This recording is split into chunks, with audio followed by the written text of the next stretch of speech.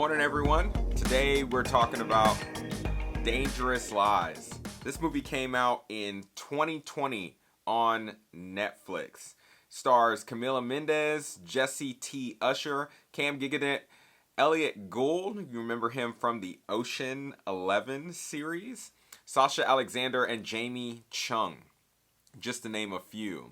So the official synopsis on this one is: a broke caregiver unexpectedly inherits her patient's estate, but dark secrets swirl around her newfound wealth, tangling her in deceit and danger. Okay, so to kind of get to the point, before I get into some spoilers, which I will say, spoilers ahead. After I drop this rating here, I'm going to get into some spoilers, but I don't think I need to go on a huge rant about this film. It's not really worth it. So, how many chips for this thing? I'd give this movie maybe 1 chip. So, that's about it. And I want to tell you why. It really wasn't the acting for me, more so than just the script and the pacing. So, if you do want to go see this film, which I'm not saying it was bad, I'm just saying it could have been better.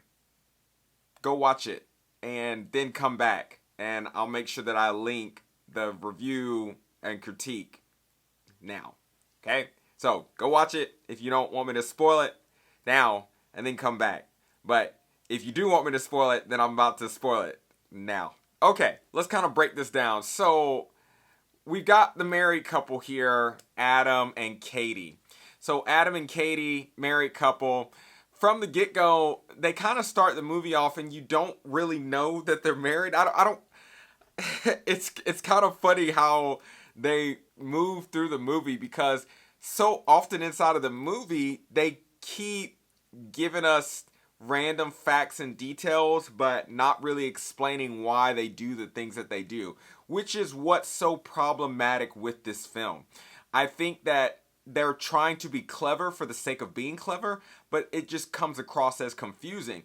And even I will say the big twist, like the gimmick, right? You know, I've been watching a lot of other TV shows. They're saying work the gimmick. The gimmick at the end, which is like the twist of all twists, doesn't even come off as a twist because it was so confusing for us to get to the big twist at the end. So the whole thing that kind of kickstart this story is that Adam, Jesse T. Usher's character, that saves this restaurant while this guy is trying to rob it. At first, you kind of think, okay, well, he's kind of this heroic character. His wife, Katie, works in the restaurant, so maybe there's this thing about he's got some hero complex, and they're trying to set up that, you know, the reason that she, you know, acts the way she does is because her husband has some hero complex, and you know, there's something wrong with their relationship because of it. I don't know. But they never really touch on why he has to do that. Like, they never really revisit things. And like I said, this is what's problematic with the movie, is they will do an action and then they never really revisit that action again. Like, it's not like he is heroic again in the movie. Like, it's kind of a one-off and you don't really know why he did it. Like, there's no real motivation beyond, I mean, maybe he wanted to save his wife's life. I don't know. I'm kind of going on too long about it, so I'll kind of move on. So after this point, we get the whole 4 months later kind of thing, which I'm all fine with time jumps. I think it helps push the story along because sometimes we don't need to see every single moment of a story. But we now move from her working as a waitress to now she's working where she should be for the story to take place, which is the caregiver for Elliot Gould's character, which is Leonard. Okay?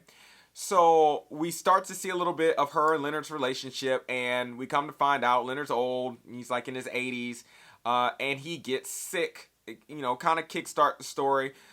When he dies, they don't really know what to do. He has no survivor's will or anything like that, so that we know so far. and somehow she knows, talking to him, that he wants to be cremated.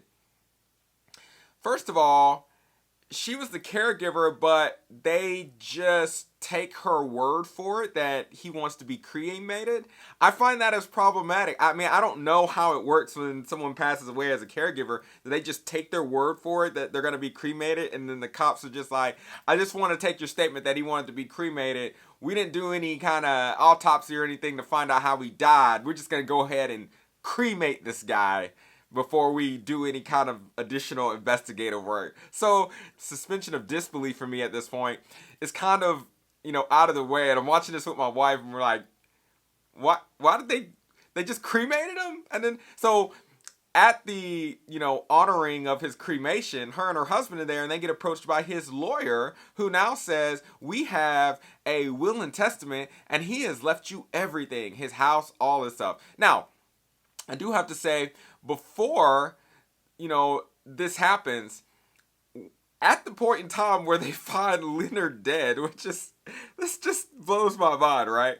At the point in time that they find Leonard dead, inside of the attic, nonetheless, she finds him dead inside of the attic. They find a chest full of money. A chest full of money, just like cash money. First it's pictures, but then they pull off like this sheet of stuff, and they find cash money, like a lot of money. And they're like, yo, this could really help us, because apparently they're so broke.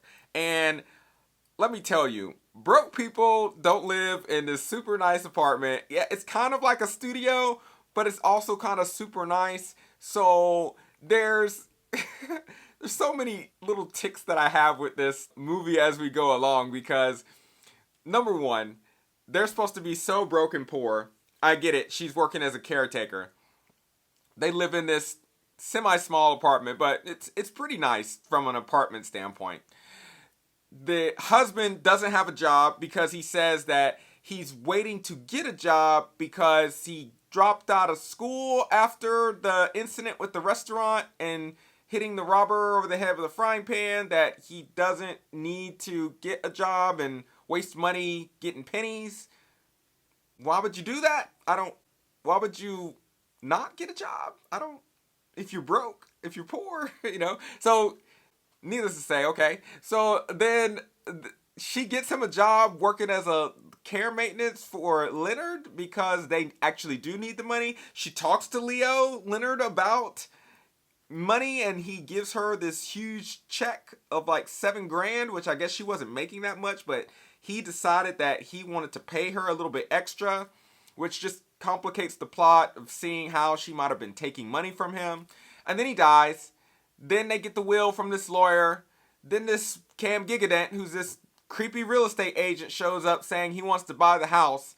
Then, the whole plot just goes haywire from there between a diamond heist. Cam Gigadent is actually not a real estate agent. He's a diamond thief that left the diamonds in the house with another guy that they find dead. And turns out the big twist is that Jamie Chung was a part of this trio that helped rob the diamonds, or she went to law school and is trying to get Cam Gigadent out of prison, and they got him out. And then Cam shows up and kills Jesse T. Usher, but not before they kill the guy that employed Katie by accident falling down the stairs. And it's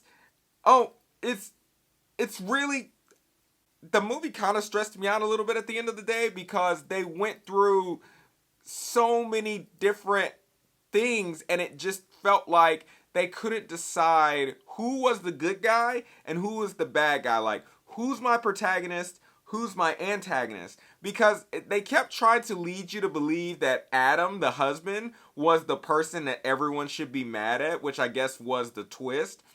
But even as much as you thought that maybe Adam should be the bad guy, it was just like he was just making bad decisions. But then his words just made it seem like he was just a bad guy, because he kept saying things like, I'll never go back to being poor again. Which, if you're in that kind of situation, you don't want to say stuff like that, because then it just makes it seem like, well, he definitely set up the robbery at the restaurant. Okay, now he's definitely stealing the money, which now that I'm starting to think about it, maybe they did the best job that they could have done. I don't know. This is one of my first reviews, so give me a little bit of grace here, okay? So the movie stressed me out at the end because Jamie Chung's character that comes in at the towards the very end, just kind of out of nowhere, twist ending. She's holding a gun to Katie now.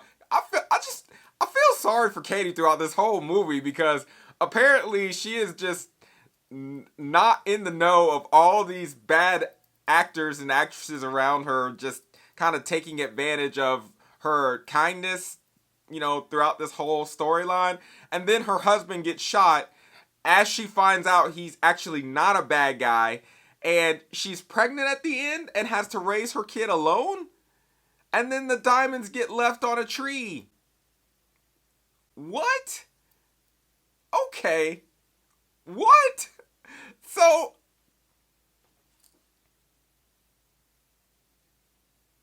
one chip.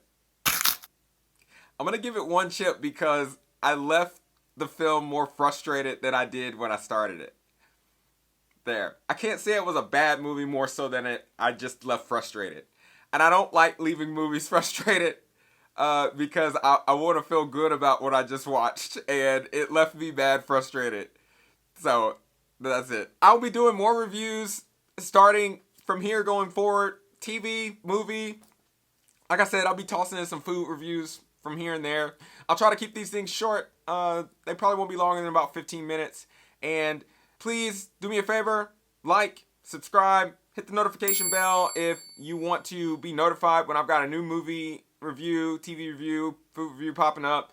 I'll probably do these once or twice a week. I don't have a set schedule right now. It's just going to depend on my schedule, but I just love talking about movies. And hopefully you can join the conversation. Hit me up in the comments. Let me know what you thought if you went and saw this movie. It's on Netflix. And if you don't want to see it, let me know why. And we can talk about it. All right. I'll catch you on the flip. Peace.